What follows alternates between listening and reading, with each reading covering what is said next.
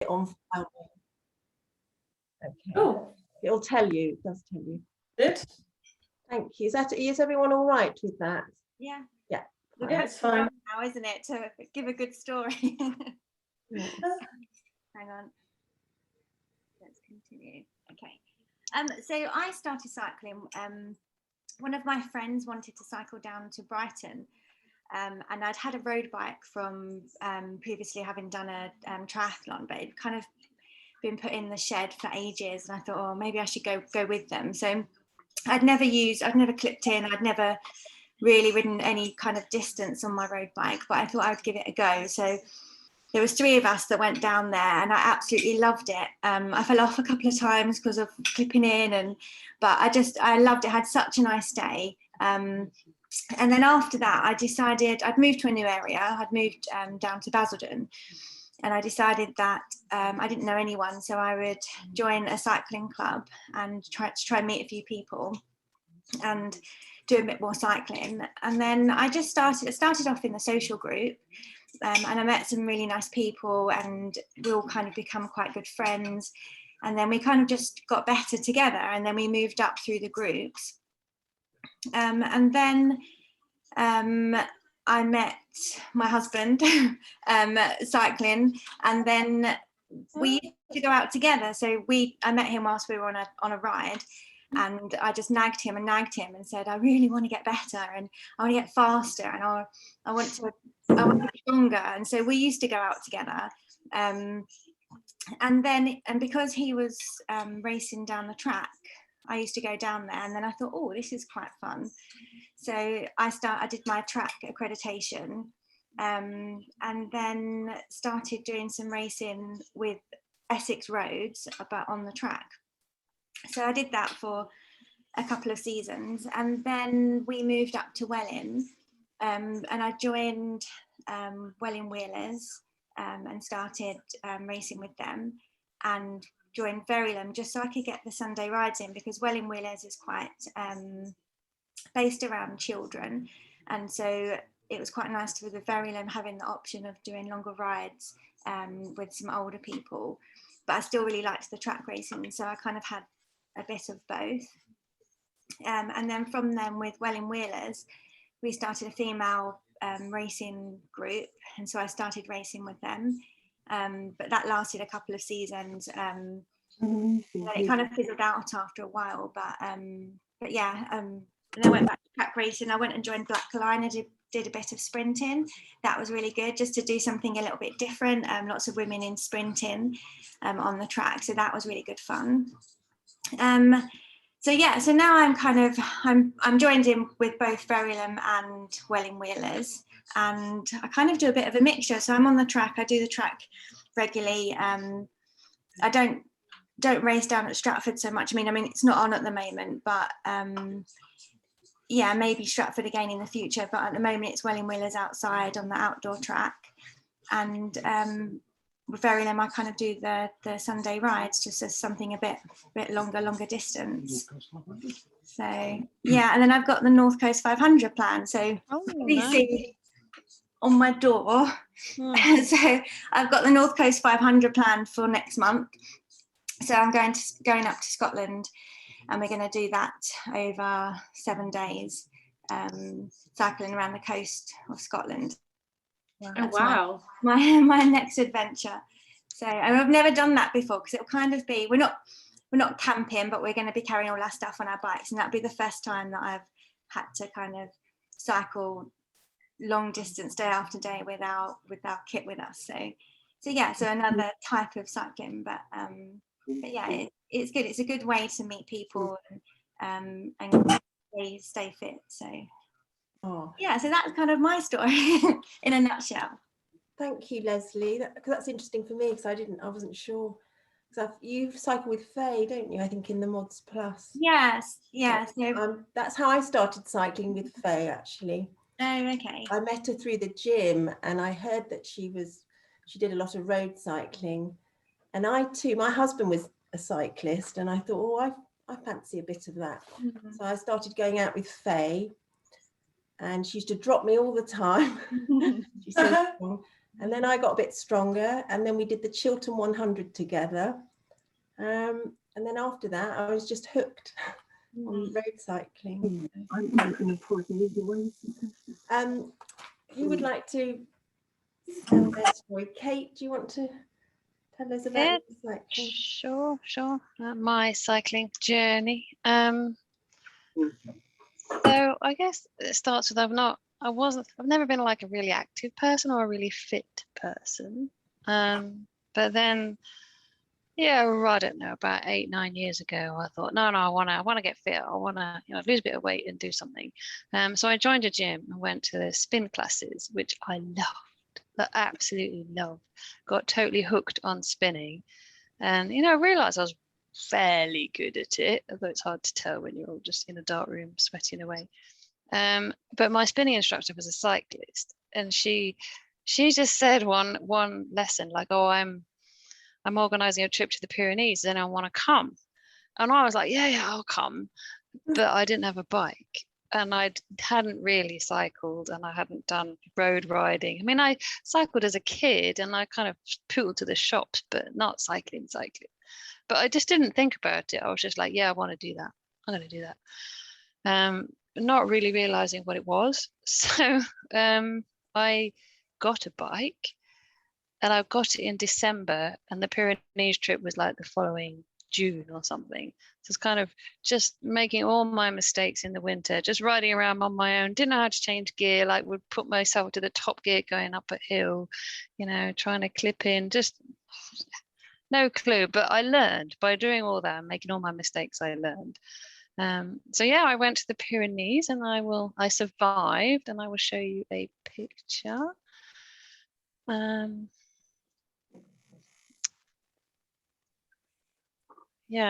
Can you see that? So that was top of the Tourmalet, which is like a big old beast of a climb. There was a lot of snow, but it was.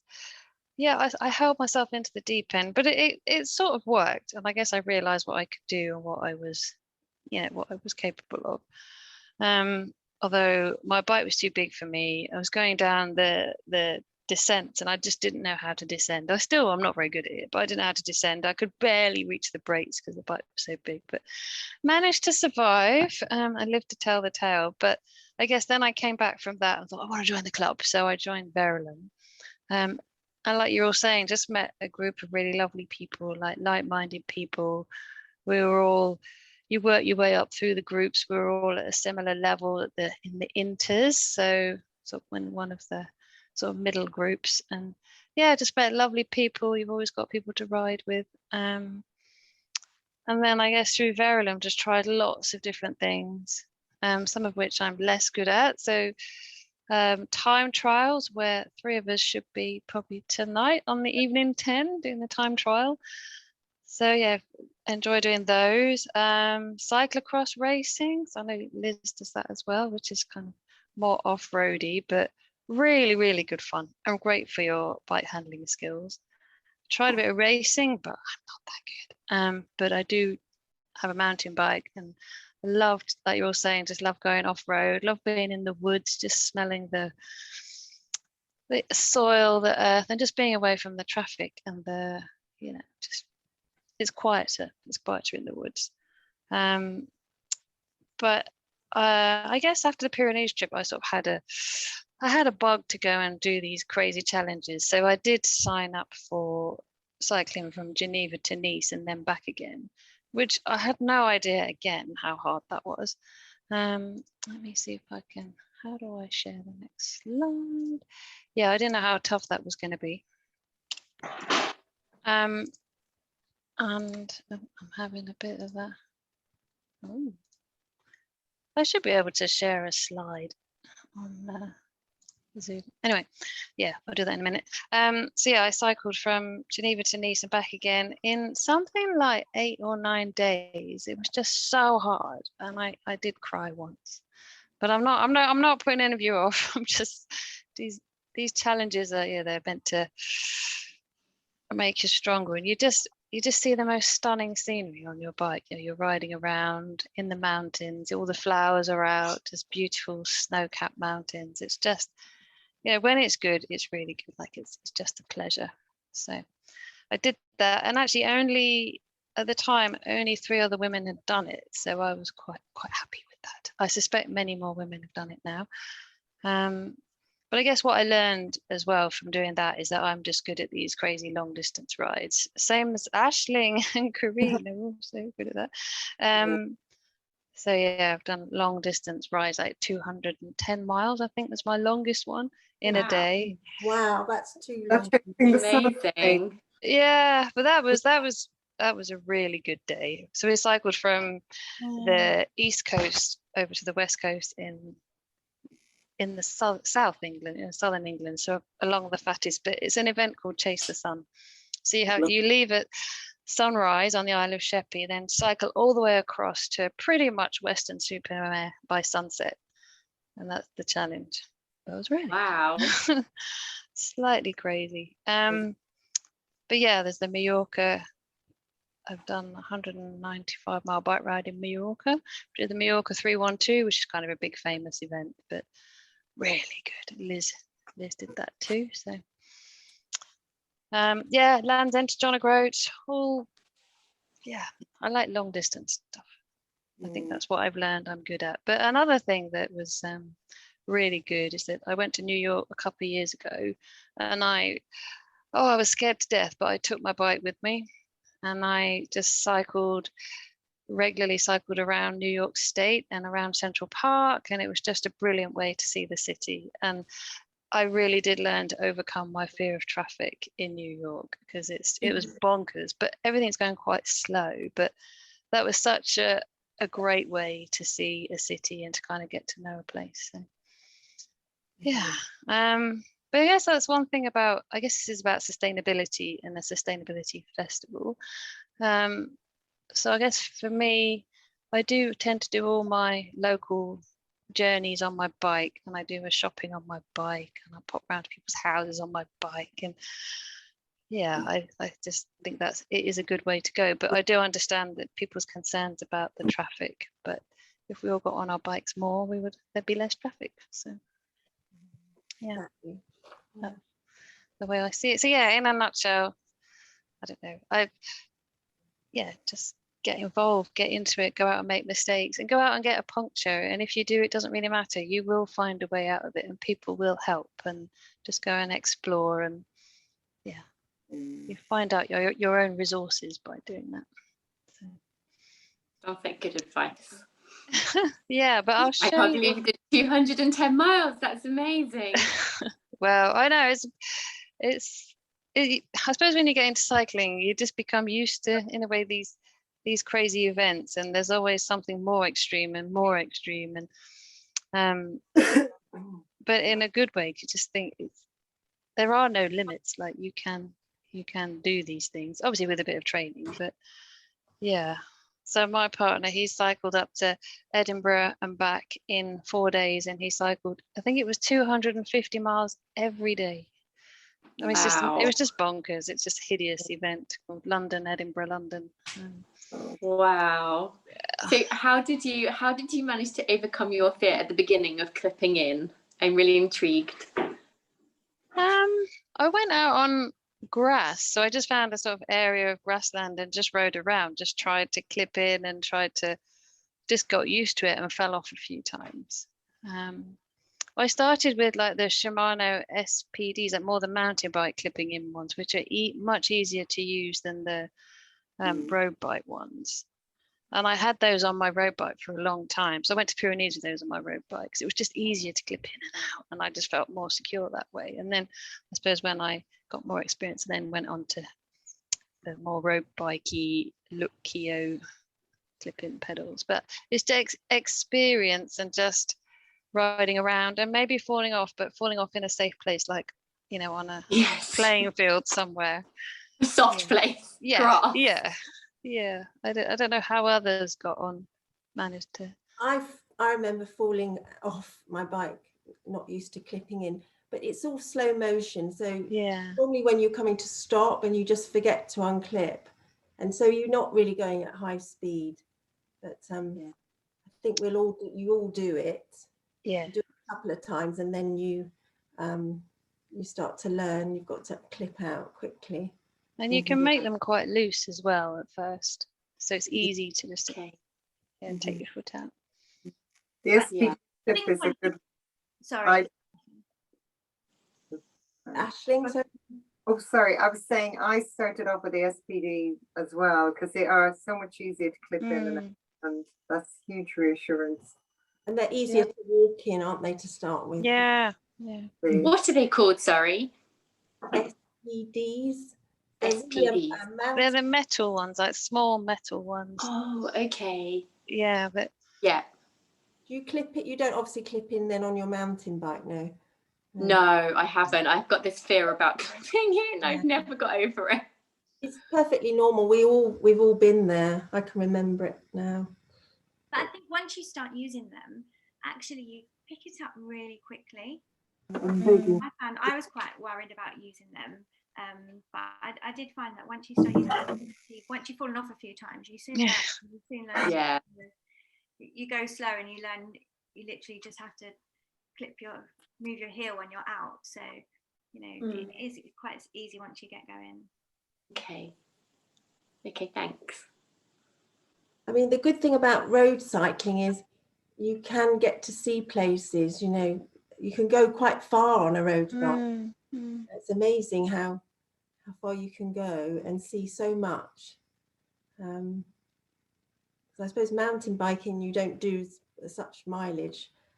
It's probably hard work, isn't it, off-road? So. Yeah, it's so different so I did for me, a longer ride on a road bike last year when I was out. My husband's really into cycling, so he took me out, so I went out with him. I didn't clip in. And actually we were abroad. So that was probably, nothing compared to your mileage, but for me it was quite a bit. So I think we did 35 miles. It's a lot off road. That's a good. But that was on a road bike. So that was my second road bike experience, and I really liked it. We just got so much further, and it felt so much easier. Came to a hill, and I actually felt like I could get to the top of the hill rather than my other bike. Hence thinking, I could really enjoy this, but I'm a complete novice for road biking.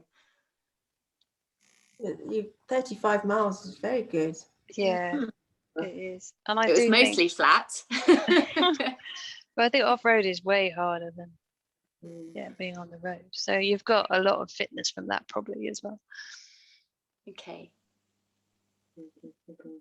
Yeah, because I've done more road riding than mountain biking, and I struggle off-road. I love it, but I struggle because it's just they're chalk and cheese, the two things. Yeah. But then mountain biking is just, well, Liz, you're a good mountain biker. It's so much better for your bike handling skills and your awareness. And use your whole body when you mountain bike. Your core much more. You use your upper body much more. It's definitely more of a physical workout, I would say. Especially if you're on single track, and if you go somewhere that's like a specialized mountain bike track, as that's got proper trails and proper whooshy bits and stuff like that. Oh, that's so much fun. It really is. Just so much fun. There's some great places to go. Like there's lots of places in Wales and up north as well. Scotland, just really good mountain bike tracks. But it's fun. Yeah. And you do fall off. Yeah, you fall off and you bounce in the mud and you end up with bruised ribs like me most of the time. But it's good. I always feel like when I go out on my mountain bike, I feel like I'm a kid again. It's like the pure joy of cycling that you get from mountain biking or being off-road. It's totally different from being on a road bike. You're just away in your bike, and it's almost like childlike. It just takes you back to the days when, I rode a lot when I was a kid. I had a little rally 3-speed racer that I thought was the best thing in the world when I was a teenager growing up, and it had little drop handlebars, and it was red. And I used to scoot about in it all the time because I lived in the countryside. It was really hard to get around, and it gave me that freedom that I wouldn't have had otherwise to, go and, get out and about a bit more. And so, yeah, mountain biking kind of is the closest thing to take you back to, you know, being a kid and you know, cycling about in the woods and stuff like that. And it's just really nice and safe and away from all the cars as well. But you enjoy road cycling as well, don't you? I do. I love it. And I had the funniest experience when I moved to StAlbans. I joined the StAlbans Striders, and I used to go out on a Saturday morning with a bunch of, you know, a really nice group of people there. And some of them were older guys, and they were always talking about, oh, they were going for their bike ride on a Sunday, and you know, I was saying, oh, I'd quite like, can I come and try that out? And they're, yeah, you know, you can come along. So one of the chaps was like, yeah, be great, you'd be really good at it, you know. And I said, but I don't have a road bike, I've only got like an old mountain bike. So, oh no, you'll be fine, just come along. So I rocked up to the King Will on a Sunday morning, you know, because that's where they left from. And I've got this, you know, beast of a mountain bike that had never been serviced in its life, a pair of leggings on and my trainers, and they're all standing there, you know, mammals with their head to toe lycra, with all their, you know, shoes and all the clip-in shoes and their carbon road bikes and everything. And I honestly had never seen the likes of it in my life before, you know, because I'd never been out with a group of, you know, cyclists in all the gear. But so I started off with them. I probably lasted about half an hour, and then they get fed up waiting for me. So I went out a couple of weeks later and bought a road bike, and then I started going out with them on a Sunday. And it was great. I absolutely loved it. You know, one of the chaps that I cycled with was he was probably in his 50s then, and he was an ex-Olympic cyclist. He'd been to the Olympics twice representing the UK. He was a track cyclist, so did the kilo on the track. And so he was absolutely brilliant, and he really encouraged me to get into cycling. And he, you know, took me out, and he would kind of tell me when to change gear, and, you know, if I was in the wrong gear or if I was changing gear too often. And he just helped me so much. He took me down to the Welland track on a Monday night, actually. And I went and did the sessions, and it was on a fixie, so it was, you know, single speed. And I'd never done that before, but I absolutely loved it. And, you know, he would stand outside and shout orders at me and tell me to hurry up. And then we'd go for a wee cup of tea and a cake afterwards. And I just loved those Monday nights, going there with him. You know, it just helped me so much. And then I guess I only ever really cycled on a Sunday, to be honest with you, because I was running so much and always training for marathons. So I ran ludicrous miles. And, you know, when I was injured, I'd maybe do like an extra ride on a Wednesday or something. But for like many years, I only really rode on a Sunday with that group. And then when I stopped running, I thought I'd, you know, see if I could get a little bit better at cycling. And so I thought, oh, I really want to join a club.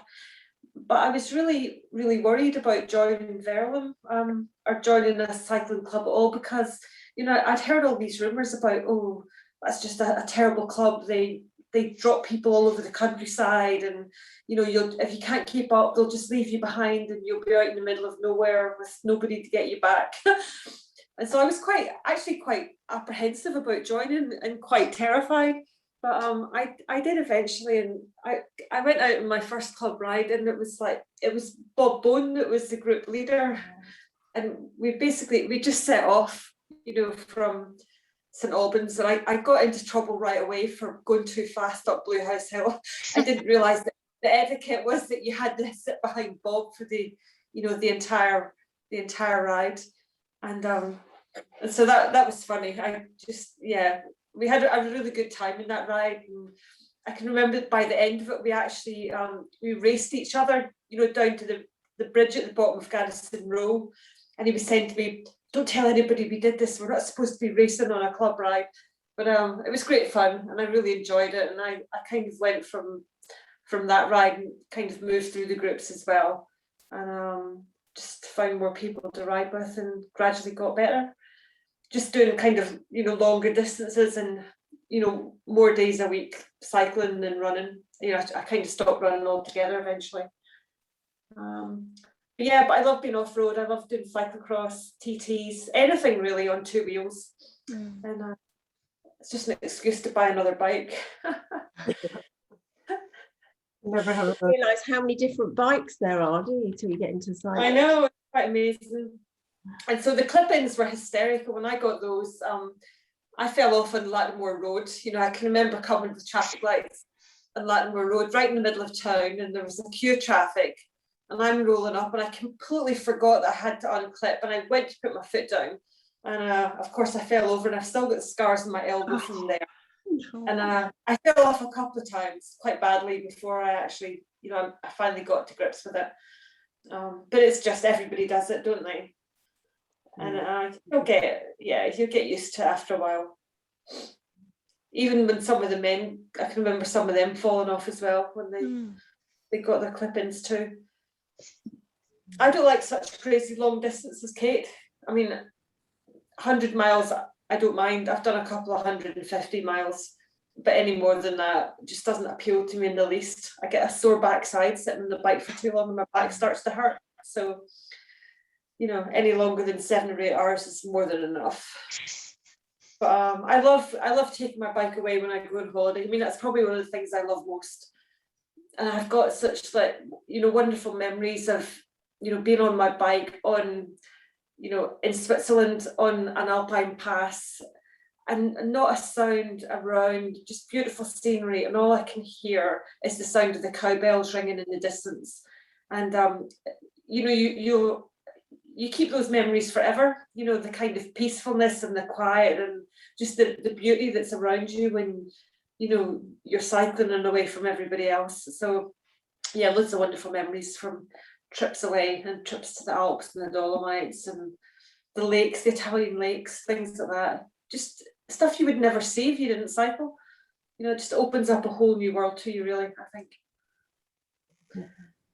Yeah, so that's my story. I still do a bit of racing and quite enjoy it, though I get so nervous before the start. It kind of makes me feel sick all day, and I just wonder why I actually do it. I just spend the whole day worrying about it, and then, you know, within about 2 minutes into the race, I'm actually thinking, I actually do love this. Why have I worried all day about it? So yeah, but I've always been like that. Even when I ran, I was the same. You know, I would kind of work myself into a tiz all day, worrying about, you know, club 10k in the evening, and then within no time, once you start, you're just enjoying it and remembering why you like doing it. Are you like that for the TT, the evening 10s as well? Oh no, I don't care about them. That's yeah. the funny thing, because it's so, when it's the evening 10 or a TT, it's only you. You know, it's just kind of, you know, if you have a bad night, doesn't really matter, does it? You can go do it again.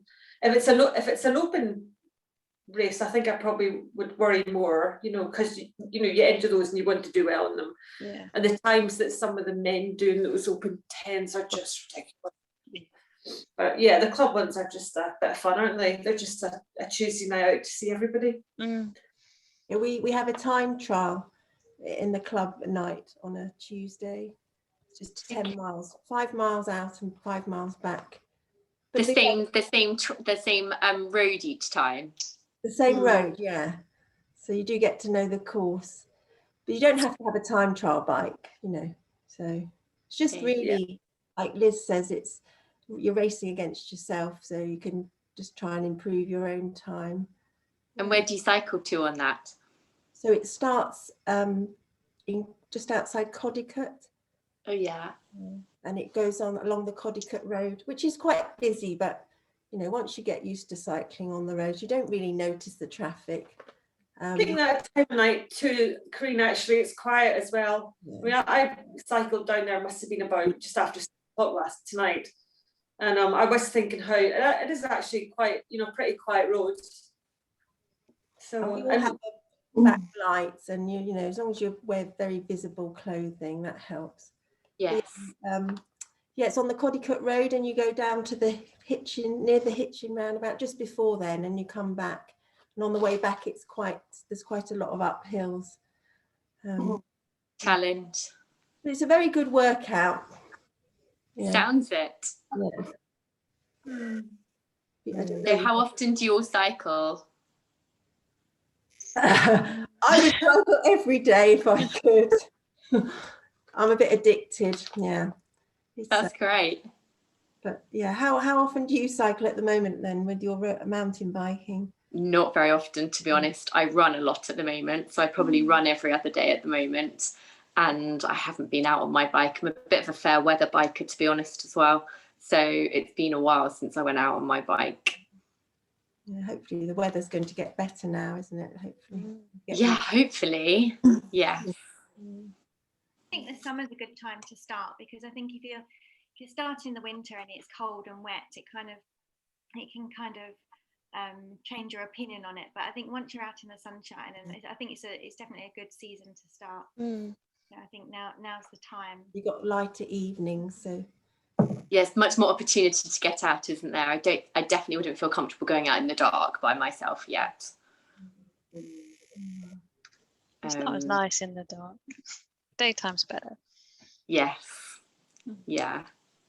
So do you all cycle together? we have done. Yeah, we have all ridden together, but Yeah. regularly ride together, not doing club runs recently. Yeah. With COVID and everything, and you had to sign up in advance, but I'm hoping to get back to the Sunday club run again. Yeah, me too. Yeah. I I kind of have to fit it around work, to be honest with you. So I end up, sometimes I cycle to work because I work in Stevenage, and so it's quite good. If I know that I've got a busy day, then it's a good way to kind of get in my training without it interfering in my day too much. So I kind of struggle to get out daytime and stuff like that. But evenings, especially this time of year, it's really nice just to, even if I'm home quite late from work, it's quite nice still to be able to go out for an hour or an hour and a bit and get a decent ride in before it's dark. Yes. And with regard to my other big fear that's putting me off, which is if I did go out by myself, getting stranded, not being able to fix my bike if I had a problem. Were you all quite proficient with how to deal with such things before you went out by yourself? No. I don't think I am now. I could do the puncture, but it would take me a long time. It's amazing how many cyclists there are out there that will stop and say, do you need any help? Or I've always been very lucky with someone helping me if I've been on my own, if I've had a puncture and I'm taking ages to fix it. And that's something to remember, if you are on your own, you do get a puncture. I mean, and it does take you a long time to fix it. It doesn't matter, just kind of relax and do it. Sometimes I've just thought of a puncture, but just at least when you're on your own, you don't feel that need to rush to fix it either. You haven't got like 6 people standing about watching you, wanting to help while you're doing it. And actually it can be a bit more chilled to fix a puncture when you're on your own. You don't feel that kind of stress of having to do it as quickly as possible because Doug's got his timer out checking how long it takes. And that's the best way to learn, I think. Just the more you do, the more practice you get. You can practice at home, so you can practice taking your tyre off and removing your inner tube and putting it back in again and getting your tyre back on, because I've done that a few times at home just to, like, when I first started, just because sometimes it's difficult to figure out how you're going to get your tyre off in the first place. I think once you've done it a few times, you can take it on and off, then you're a lot more confident when you're on the road as to how to use any of the tools to help you, or just an easier way of doing it. So that's really good advice. Actually, it is good, a good way to build confidence, just to do it at home. Just take your wheel apart and put it together again. Yeah. And even get your back wheel off, I think, as well. It's harder. And so if you practice with your hard one, make sure you move the chain out to the smallest cog before you take it off, and then just practice taking it off and taking the tyre off and getting it back in again. Okay. And I used to write out a list of what to do, like a list of instructions that I would understand. And I had that with me on all my rides. That's been quite useful. Yeah, I bet. Rather than kind of some bloke explaining it. I was going to say, when you've got a mountain bike, Tubeless is very good, but I went on my mountain bike a couple of weeks ago, and I ended up with like just pink gun everywhere, and I had like pink gunge in my face, and tubeless. You can get tubeless road bike tires, but I've tried those, and the trouble is if it all goes wrong, then you really are stranded and you have to get a lift home. But at least with an inner tube you can change it, hopefully, and get back on the bike. You've got Rachel with you, because when you take Rachel out, Rachel's a mechanic and it's great when she's out. You know Rachel Dunn, Leslie, won't you? Yes. Is she really? Oh, she works in a bike shop, doesn't she? She's great. She helped me recently. It's great to have her out with you. She can sort of things. People always help you when you're out. I used to get frustrated because I never learned how to change a puncture for ages, because every time I got a puncture, someone would jump in so quickly that I never could do it. And then I got annoyed because I just thought, let me do it, or let's do it together, because I'm never going to learn. And so, and it sometimes can be quite difficult, especially when you're with men, because they kind of want to help, and you get to a point where they're kind of going, well, do you want to do it, or shall I do it? Or so it's so people always help you, and sometimes a little bit too much, so that you kind of don't learn yourself. But I would definitely say do it at home, get comfortable with your bike, and then when you're out, you'll be okay, you'll feel comfortable to take your tire off. Okay, I'll give that a go. There are groups that there are some lessons you can also do. I've heard of people setting up like mechanic sessions for people. So have a look around. Someone was talking to me about it on the track the other night, to say they're setting up some mechanic sessions for people that want to learn how to maintain their bikes. I think that might have been down at Stratford. But yeah, have a look around, because there are definitely things that places that do it, or some bike shops will do it as well. Okay. Cycling UK had some webinars in lockdown about how to, it was aimed at women, how to, just look after your bike and fix your bike and just, fix it if there's any problem. So there's a few things like that, and there's loads of YouTube videos on any kind of problem that you may have. Yeah. Absolutely fabulous. I learned how to index my gears using the part one. I got so frustrated because every time I put it into the bike shop, it never came back quite right, and so I just did it myself. So the videos are absolutely great for all sorts of things. Spoke Cycles also has a bike mechanic course, a day course, or I've heard a few people have attended quite a few months back now because of COVID as well. But yeah, they were running, bike skill courses. Definitely might be worth speaking with. Yeah, might be worth doing one of those. Give me a bit of confidence before I head out. And in terms of cycling gear that you're wearing, I know it's not been the warmest of Mays, but can you give me some examples of how many layers you think you're, because with running, I guess because I've just done that for so long now, it's just kind of instant what I need to, how many layers I need, and then carrying it while you're on your bike as well, or where you put your spare gear. Well, I always ride with a rain mac, a very light one that just folds up very easily in my back pocket. Okay. Because I find even when I stop, if I put that on, it just keeps me warm if you're outside. But I get very warm on the bike when I'm actually moving. So I only have like a thin base layer. Obviously if it's very cold, I'll have a winter base layer, but around about now I just have a thin base layer and a summer top with arm warmers. Shorts with knee warmers.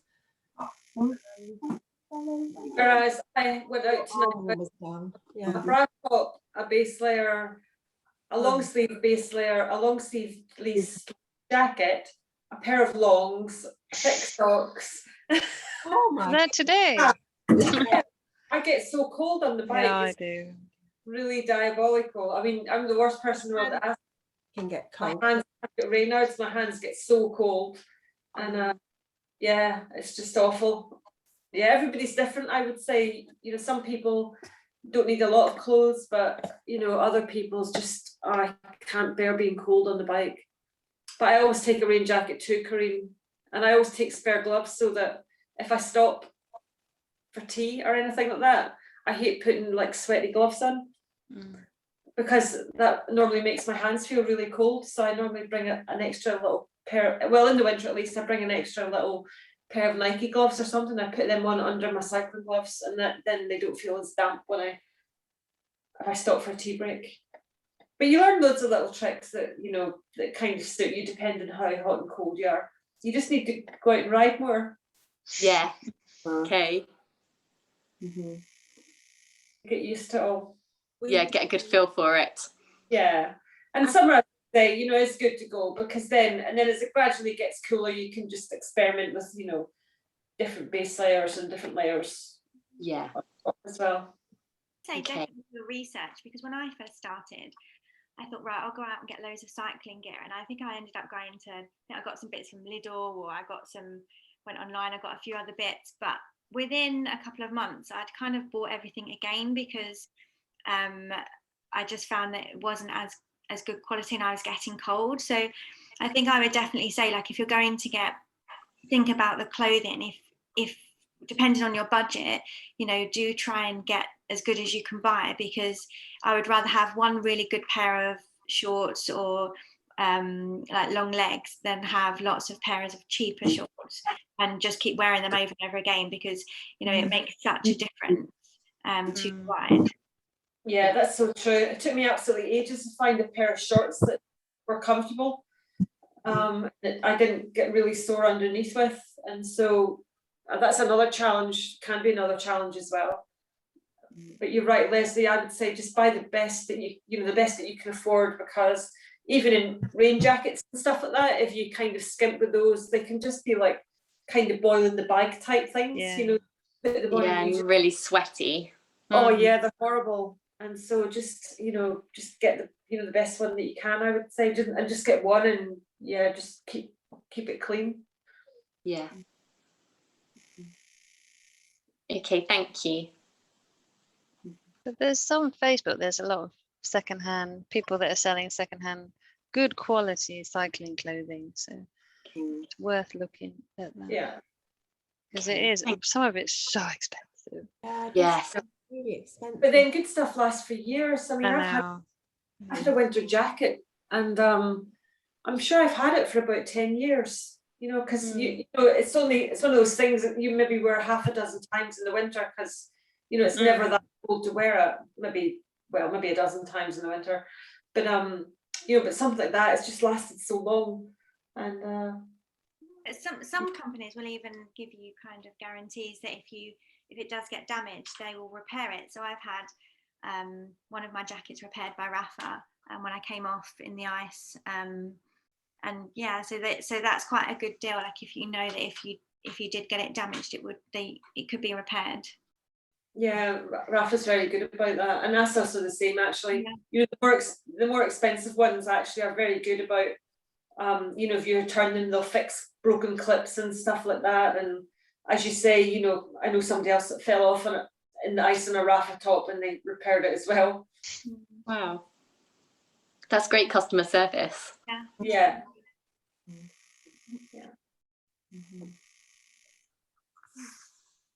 Okay, well, it's really good talking to you all. Thank you very much for all your advice. You're welcome. And hopefully we'll see you out on the road, maybe. Yeah, I'll look out for you all. I'll be the one with the puncture, waiting for someone to help me.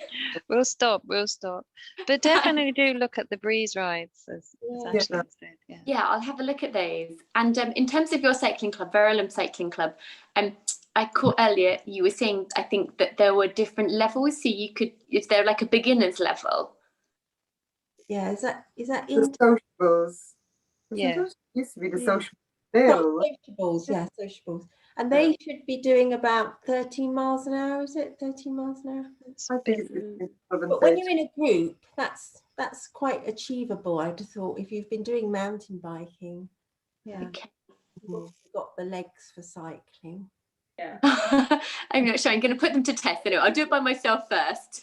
Just check before I make a commitment and slow everyone down. No, I think sometimes sometimes you just have to bite the bullet and go, you know. Yes, definitely. People aren't going to leave you behind, and I think once you go, you kind of get a gauge as to where you're at.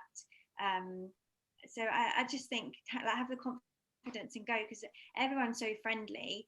I don't think you would regret giving it a go. Okay, that sounds great. Oh, well, thank you all so much. Lovely to meet you. You're welcome. Nice to meet you. It's lovely to meet you all, and hopefully I'll see you on the road soon. Yeah, well, good luck. Good It's luck. like- Thank you. Good luck to all of you. Enjoy your next challenges. My goodness, I'm so impressed. I would just say that if you're going to go onto a bike, that I would make sure that you get your bike set up for you as well. So just make sure that like you're in the right position on the bike, because if you are going onto the road, if your bike's not set up for you, it can be quite uncomfortable. You can end up with some injuries. So like things like your saddle height, where your bars are, how far you're reaching, because that can make a big difference in how comfortable you are on your ride. So if you know someone that has an awareness of bikes, those bike shops can do it, just to get you set up to make you comfortable when you're riding. You mean like in terms of your shoulders and your arms? Yeah, it makes a massive difference. If your saddle's too low or too high, you could be rocking on the saddle, which can cause injuries. Or if you're reaching out too far, then you can have problems with your shoulders. So it's about being comfortable on your bike. So if you have got any particular injuries, it can kind of exacerbate them. So there are people that can help you set your bike up. Okay. Okay, Right, thank you. Okay, such good advice, all of you. Thank you very much. You're very welcome. Welcome. Thank you. Yeah. Take care. You too. Bye. You too. Bye. Thanks. Bye. Bye. Stop it. Constant, you make me noise.